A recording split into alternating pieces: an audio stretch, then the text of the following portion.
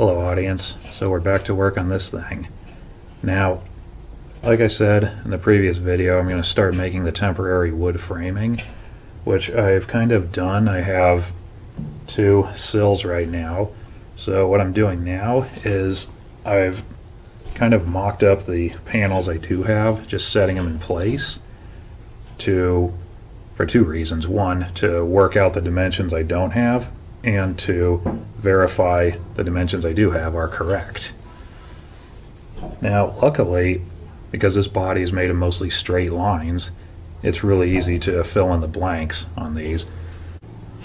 So the hardest part to figure out was the curve of the doorposts, which is different depending on where they are on the body.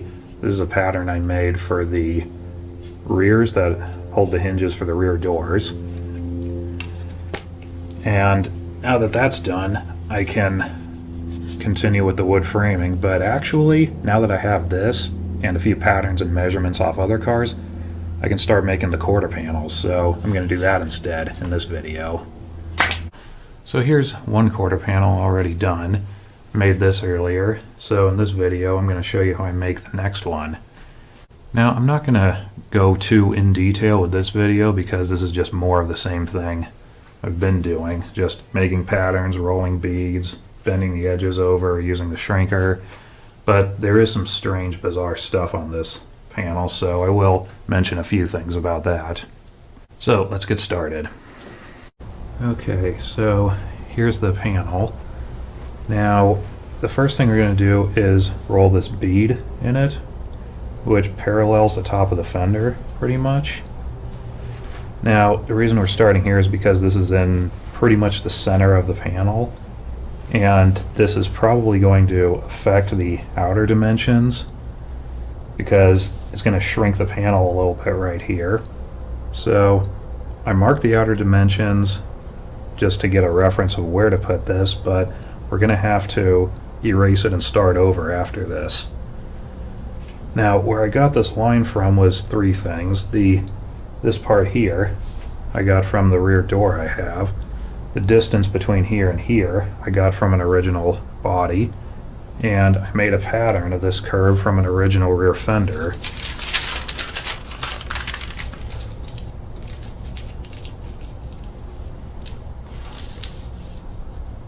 Yeah, something like that. And it's right, I stared at it for an hour making sure it was right.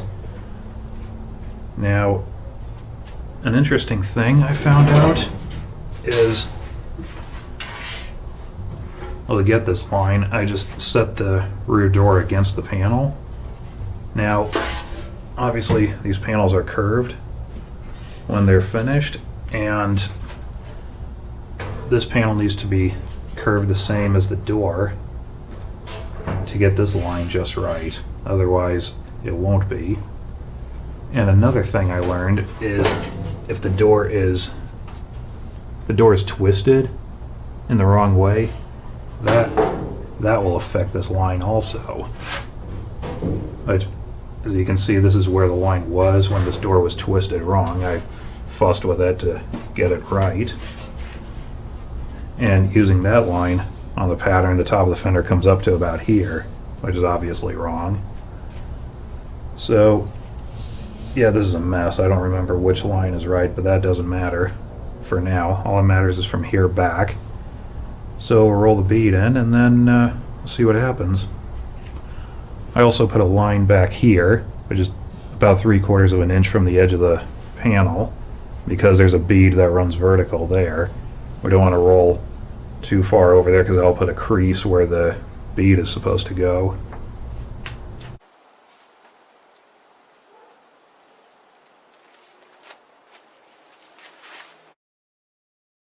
With that done, I'm now marking where the beads go across the top and back of the panel, using the bead in the center as a reference point.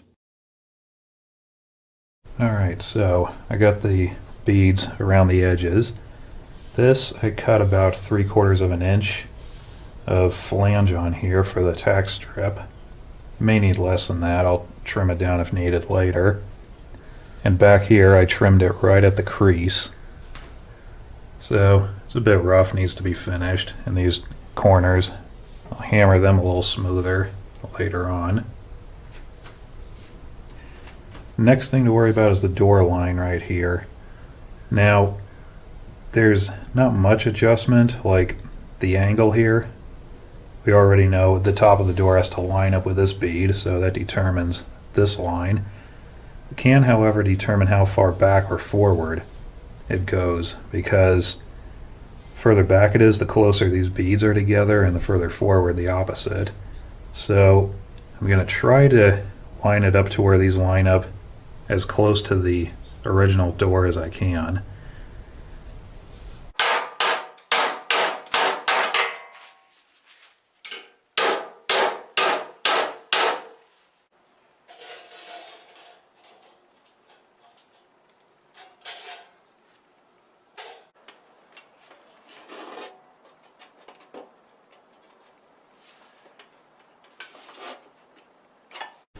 And that's done.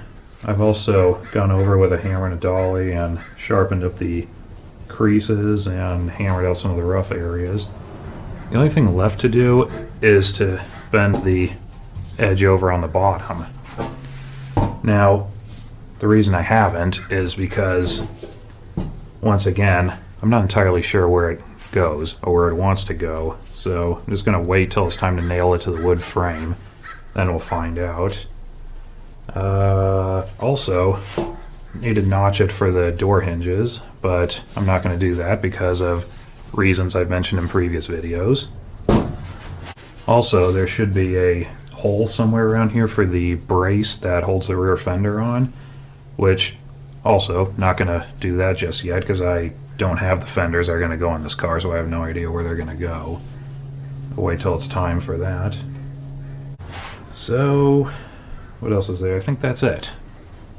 Okay, it's a few days later. I've gone back to work on the temporary wood frame.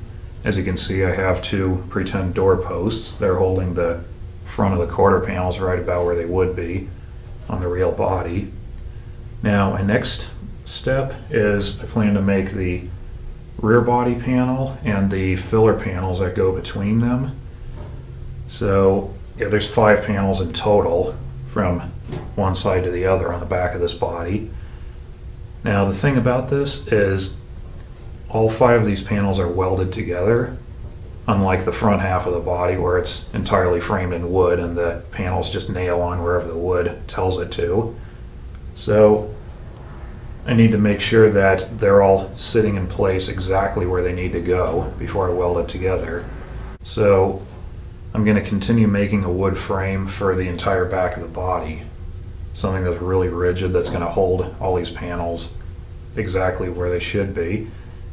And that's going to be pretty easy to make. The trick is getting the dimensions just right and checking and rechecking it. So that's going to take quite some time. I'm not sure how long, but after that's done, I can make the other panels for the back, weld it together, and then after that, pretty much have everything.